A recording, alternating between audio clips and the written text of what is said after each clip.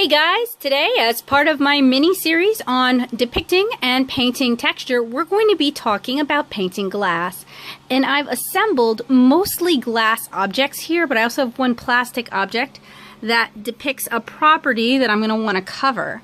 So we have a colored glass perfume bottle, a small glass paperclip organizer, an actual glass for water, and another glass of perfume, and this one has a color to it, and a plastic bottle that depicts condensation.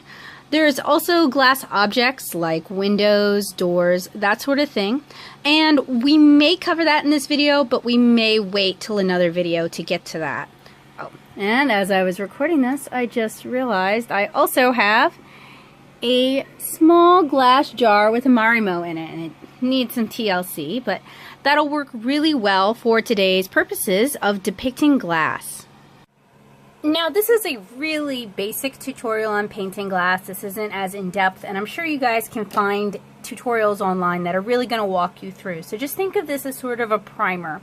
But there's some things you want to consider when you're painting glass objects. You want to think about the volume of the object. You want to think about the translucency of the object. You want to think about the material inside the glass object. You want to think about your light source because it can cast light. It can affect how the light hits the glass. It can affect how the light refracts the glass. It can also affect cast shadows, cast lighting. You guys can see a little bit of the green. You can see a lot more of the green. And you also want to think about the thickness of the glass as well as any sort of texture or pattern on the glass. So those are just a few of the considerations that you're going to want to keep in mind when you're painting glass. Before we dive into doing our studies though, I'm going to show you guys just some basic principles for drawing basic glass shapes. So we're going to start with something that gets drawn a lot in 7-inch Cara. A small cylindrical water bottle. And in Cara, it can contain all sorts of things, from seeds to water to switchel.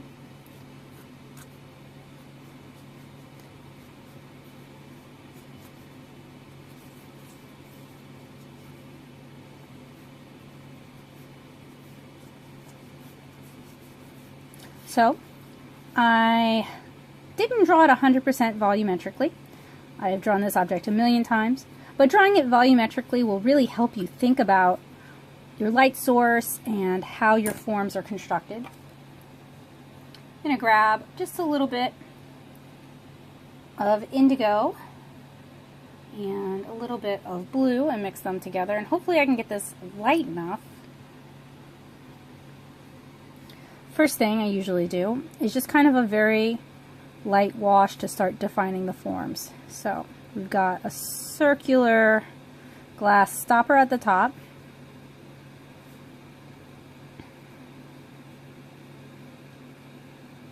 Cylindrical neck, and then a cylindrical body. And I already sketched in the walls of the glass.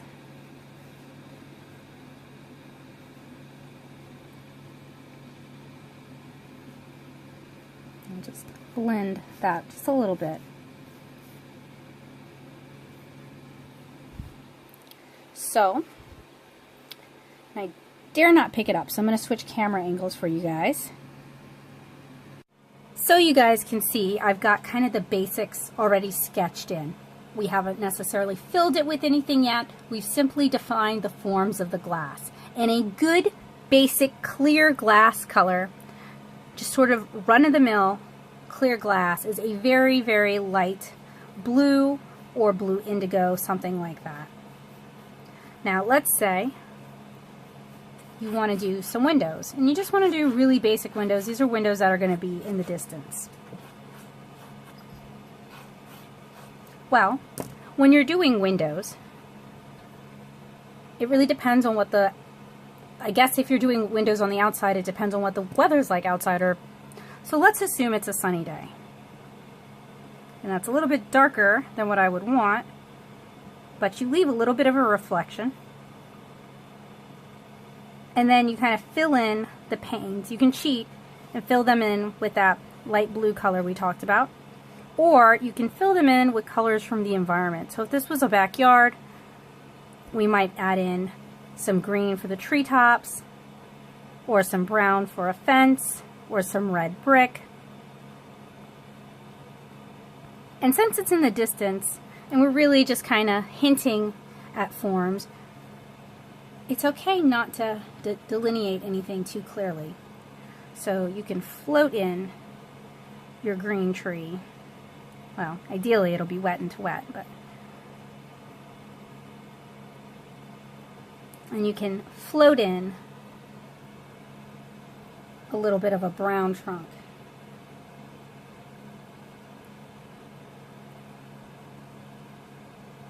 It doesn't have to be too tight or too perfect. In fact, we're overworking it like I just did. You can really kind of ruin the effect. But glass has reflective properties, and even just this little bit helps demonstrate that. So going back to our cylindrical imaginary water bottle, I'm adding another level of shade and detail. Usually for these, I make the glass walls a darker shade.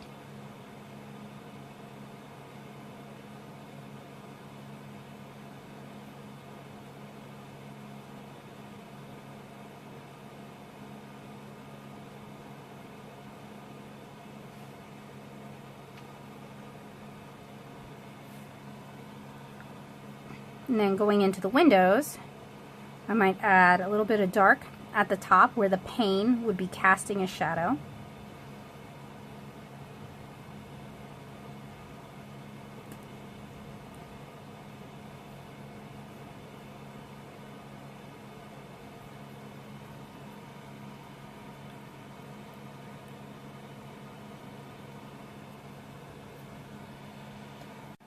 So let's go ahead and fill our bottle. Let's fill it with something interesting. We'll fill it with something hot pink.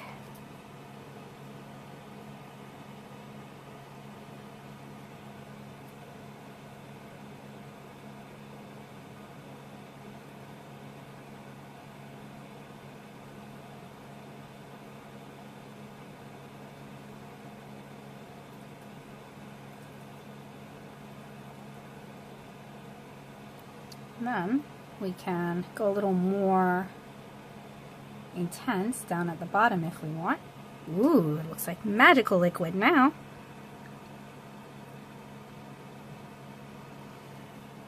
And let that dry. I may have to go over this because what you really want is you want it to look like the glass is surrounding the liquid. And if the colors are too intense or too vibrant, sort of on top of that glass, it's not going to look like the glass is on top of the liquid. So you want to focus, even though we just saturated it a lot, when it dries, if it's still too bright, like this bright, we're going to have to do another layer of the blue just to kind of tone it down and make it behave inside the bottle. Alright, so our pink has dried. It's still pretty intense, not as intense though. I'm going to grab just a little bit of that. Ooh, that's going to be too much, but grab just a little bit of the blue and indigo.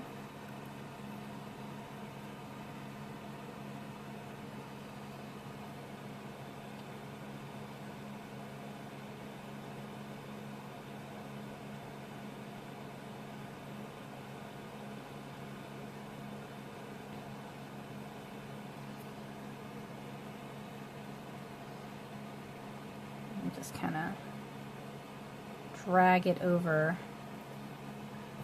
Fortunately, some of that pink lifted and transferred. It's not a big deal, but wanted to point that out to you guys. That was not intentional.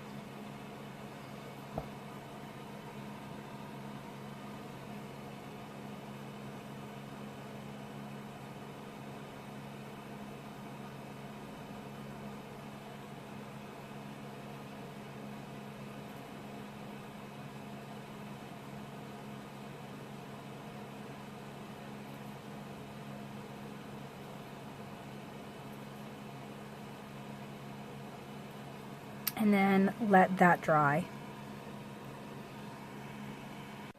Alright, Alright, so that base layer has dried. I'm just going to go in with a little bit of water, kind of add the final details.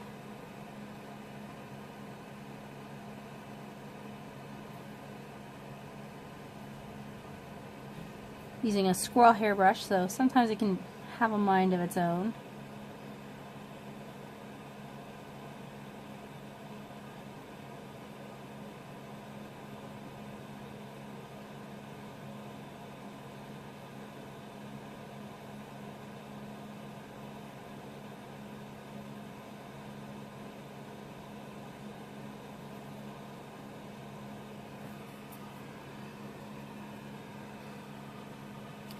So, painting kind of fantasy glass from our imagination. It doesn't have to be difficult. It can be very basic and still give the implication of glass. If I really want to push this, I can take some opaque white and or a white color pencil, and once this is dry, just add like a white specular highlight along the front, and that'll really help push the illusion.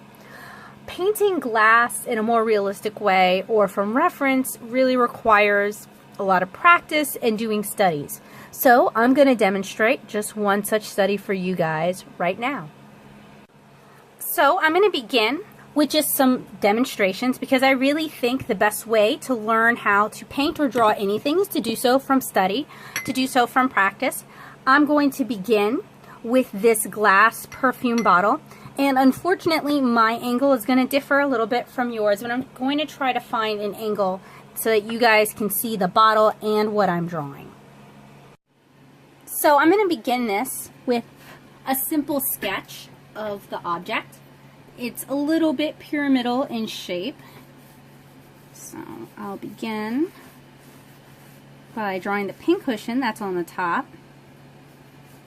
And there's a little bit of a lip. It flutes down into the neck of the bottle.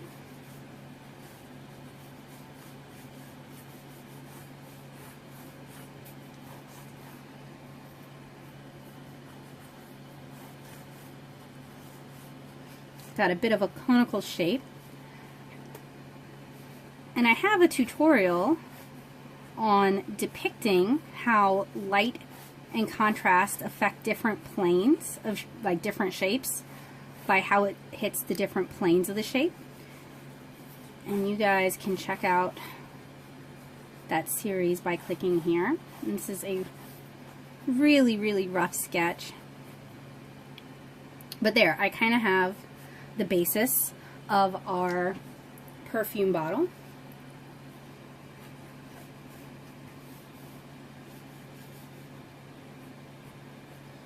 Might opt to draw in some of the details, might opt to leave it kind of loose.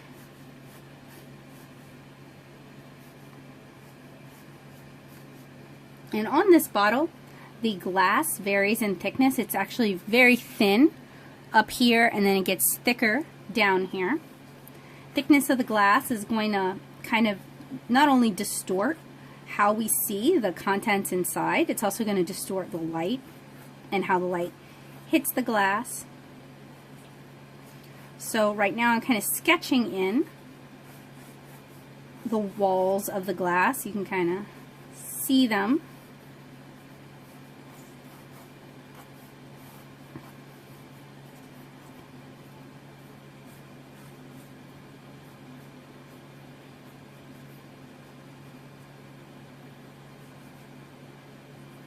And then you can even sort of see through the bottle to see the other side.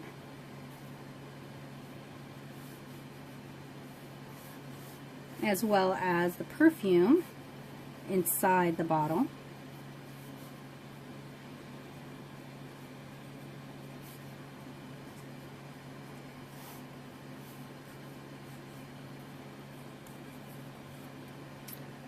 Alright, so my very basic sketch is finished. I'm going to move on to watercoloring it. I'm going to use my little Magello watercolor palette.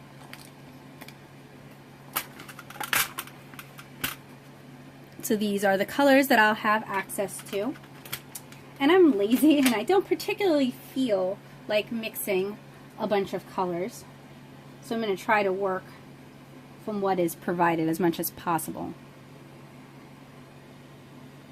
And while this isn't really related to the glass, it is related to form, I'm going to put down a little bit of indigo as a base color on the pin cushion so I can paint those colors on top of that later.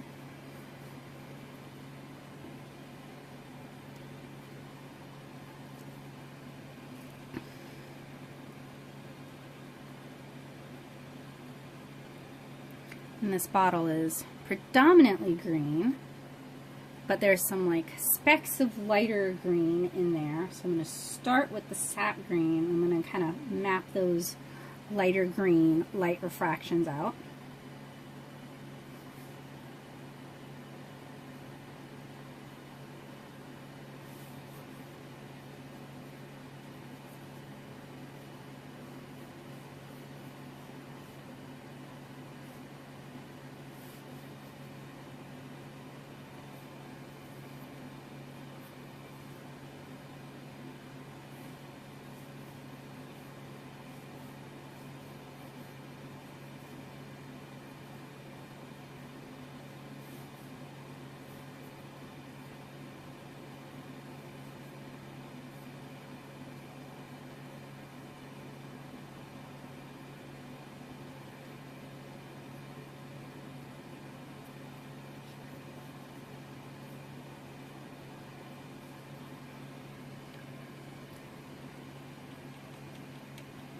And then I'm going to grab some of the darker, bluer green.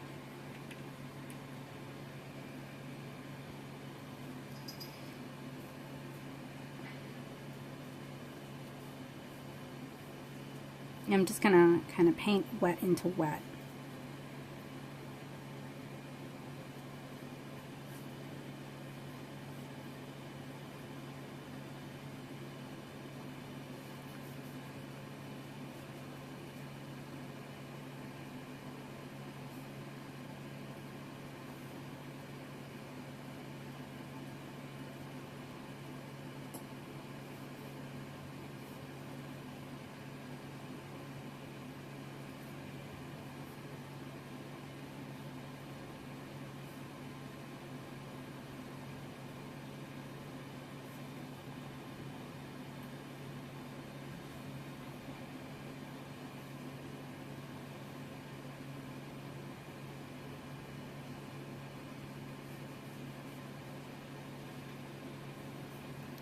Ideally, I would be leaving more white highlights on this.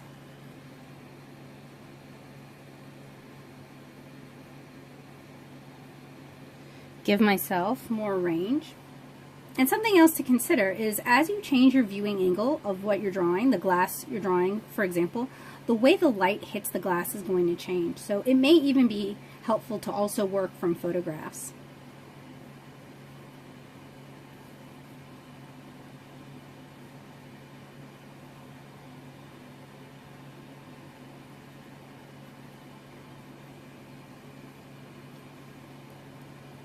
And I feel like this is a little bit darker than what I really wanted, so I'm going to try and lift some of this up.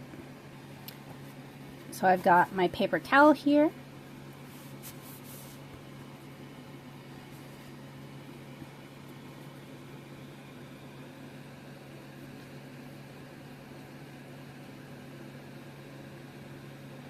That lifted some of it up. Just going in now, wetting some of it down again.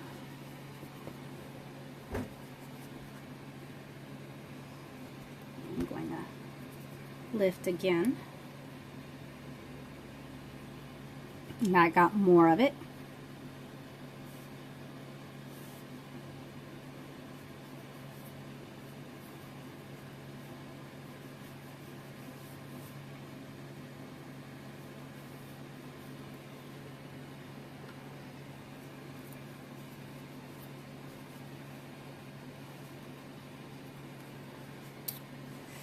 Alright, so something really helpful for working with glass or painting glass would be to use a wax resist crayon to reserve areas of white, or to use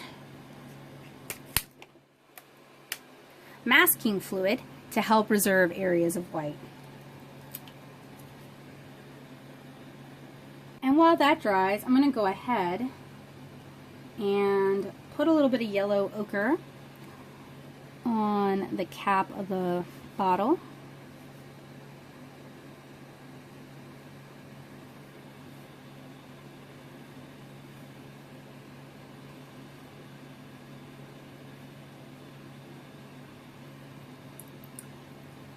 And a little bit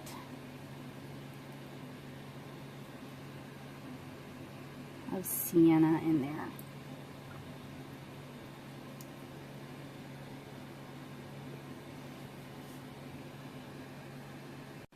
So that now that layer has had a chance to dry, I'm going to go in again with a more concentrated variant of the color.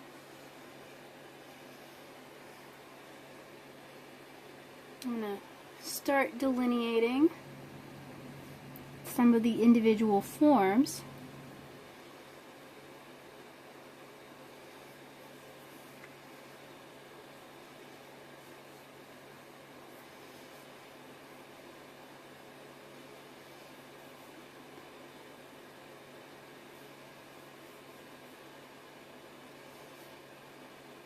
And I'm mostly focused on replicating what I see, because I've never painted this bottle before. It's a little more complex than what I would normally do when I'm painting glass for 7-inch Cara.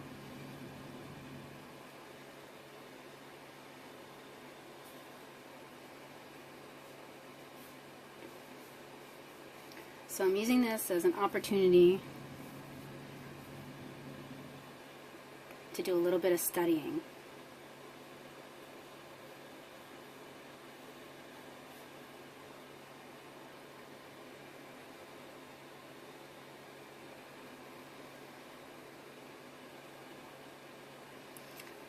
And your view might be a little bit different from mine.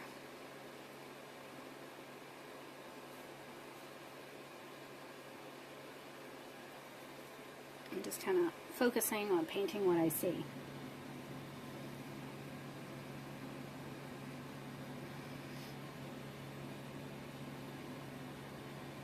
And taking advantage of wet into wet blends to help do sort of a smooth definition of form.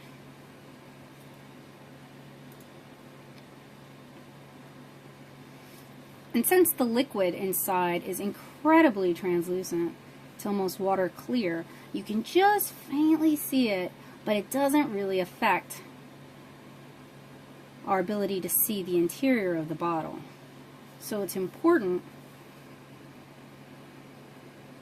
to paint through.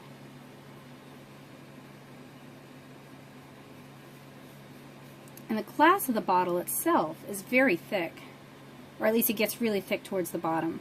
So that actually provides more obstruction to seeing what's inside or what's on the other side of the bottle than the material inside.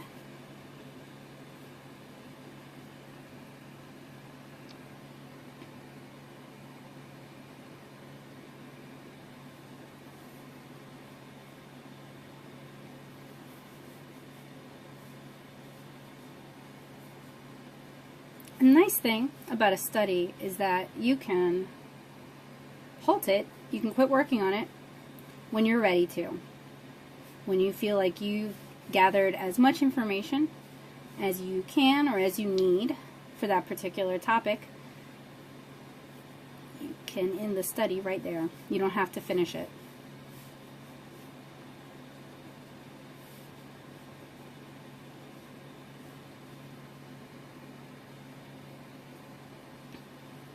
So, what I'm noticing as I do this study, as I paint this bottle, is that areas where the glass are thick, like the joins around the bottle, tend to be darker, and they also tend to catch the light.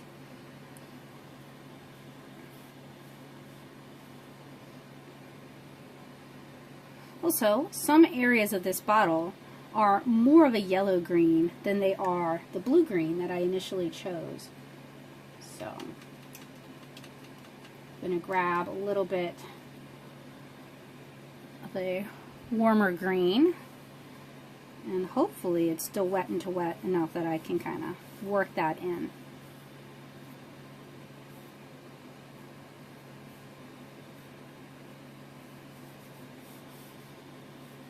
Another neat thing about glass is even if it appears to be just one color, sometimes it's really multiple colors or multiple shades with how it catches the light and plays with the light.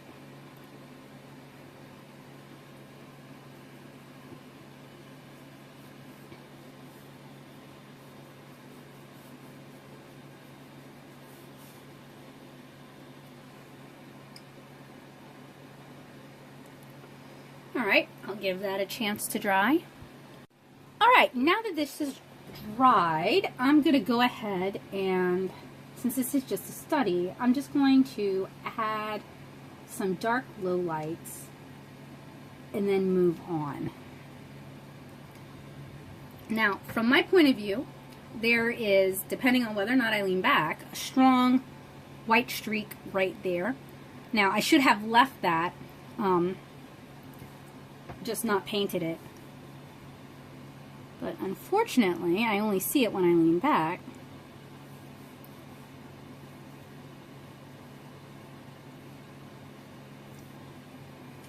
So I do think adding it would be a good idea. It would add a little bit of contrast and some definition.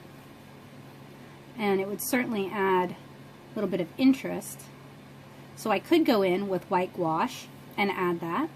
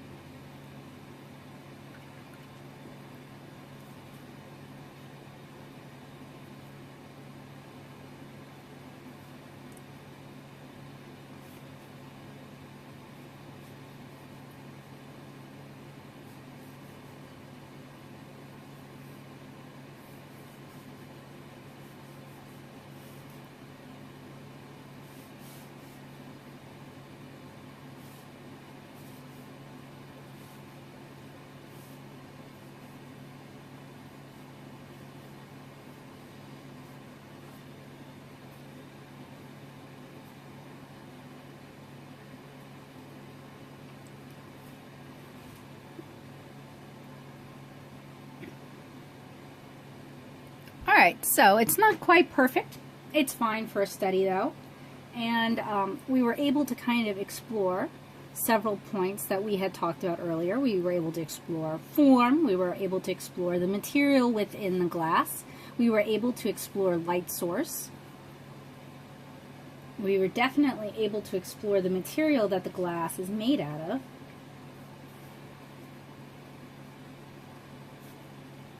I'm just sketching in the yellow flowers that are on the pin cushion.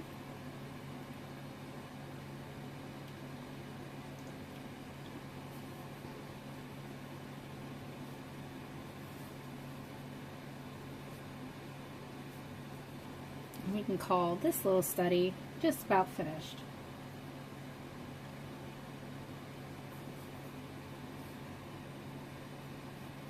Now, if you were doing this for something a little more serious, you might want to go back in and add some white highlights since those got kind of lost. Or you might want to go in and add the shadow that the glass is casting. And like we discussed earlier, often there will be a little bit of cast color as well, since the light is filtered through the glass.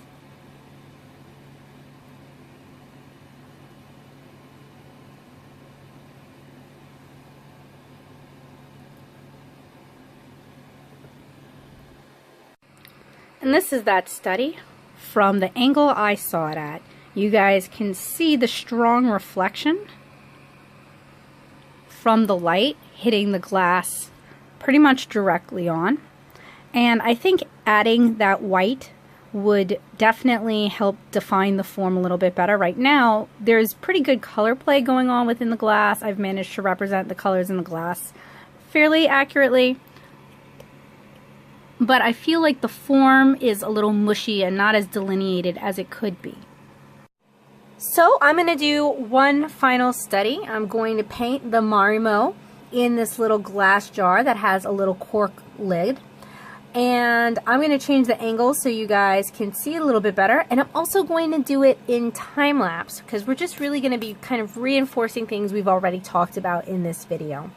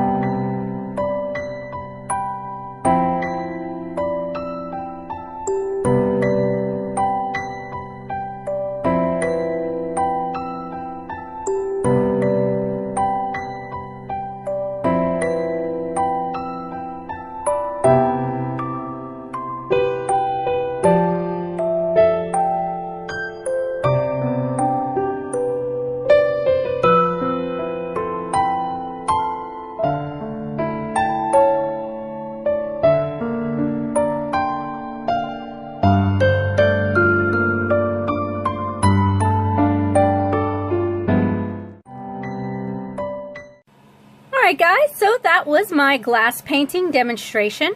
The more you paint from reference, the more you'll be able to paint from imagination. And there's absolutely no harm in using reference. It's how artists learn how to do what they do. So thank you guys so much for watching. I look forward to seeing you guys at my next texture painting tutorial. I hope you guys have a great day, and I hope to see you again really soon. Bye guys!